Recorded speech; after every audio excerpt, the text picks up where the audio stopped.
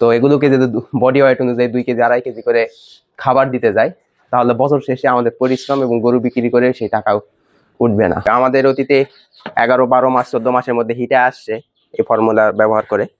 তো এর জন্য আধা কেজি, এর জন্য আধা কেজি, এদেরও বডি ওয়েট 120 থেকে 30 কেজি হবে। আসসালামু আলাইকুম।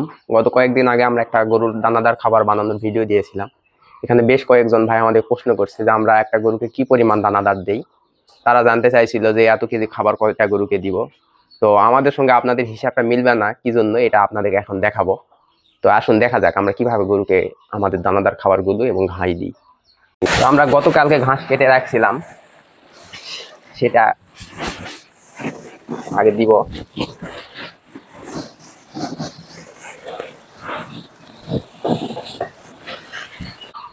তো আমরা সব কয়টা গরুকে ঘাস দিয়ে দিছি।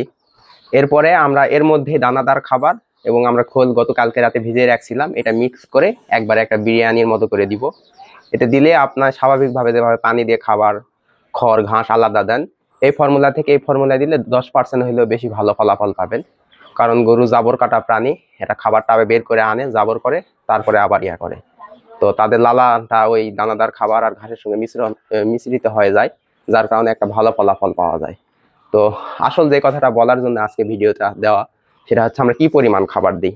এই যে আমরা একটা পট নিছি, এই পটের ওজন 110 গ্রাম, আর এখানে এতটুকু খাবার নিছি, এখানে 450 গ্রামের মতো খাবার আছে। তো এই যে একটা গাভী মোটামুটি 250 কেজি ওজন, এর জন্য সকালে 450 গ্রাম, বিকেলে 450 গ্রাম। এই খাবারটা এভাবে দেওয়ার পরে, তো এই যে গতকালকে আমরা খোলটা ভিজিয়ে রাখছিলাম, এরকম ঢাকনা দিয়ে রাখি যেন এর ভিতর মাছি বা কোনো পোকামাকড় না পড়তে পারে। এই খোলটা একটু গুলাই নিয়ে এই ঘাসের সঙ্গে এরকম করে দেই। দেওয়া হয়ে গেলে এভাবে মাখে দেই।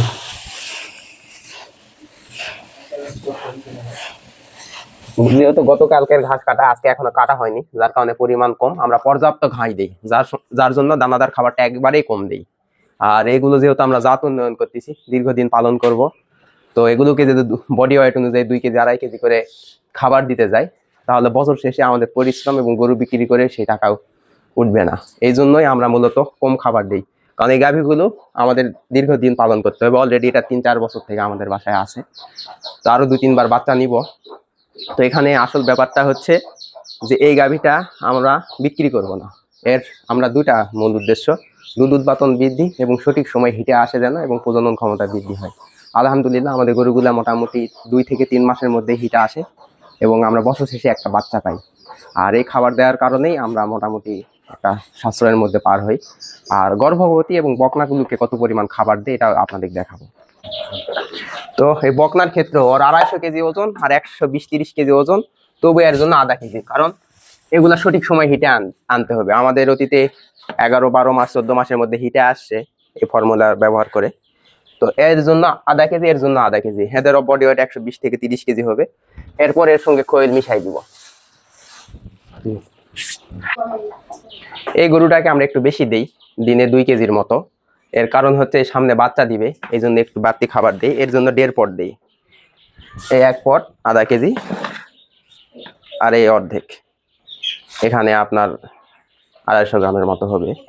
এই মিলে 1.5 কেজি এর জন্য দিই, আর সাথে খোল। তো এই খোল দিয়ে দিচ্ছি, এইভাবে আমাদের খাবার দেই। আর এরপরে আমরা ফ্রেশ পানি দিই। পানিটা ওদের ইচ্ছা মতো খাবার দিয়ে দেয়, এইভাবে দিয়ে মাথায় দিয়ে, এরপর ফ্রেশ পানি দেই। তো পানি দেওয়াটা ভিডিওর মধ্যে আমরা দেখাবো। খাবার শেষ হওয়ার আধা ঘন্টা পর আমরা পানি দিই। তো সবাই ভালো থাকবেন, সুস্থ থাকবেন, আর আমাদের জন্য দোয়া করবেন। আসসালামু আলাইকুম।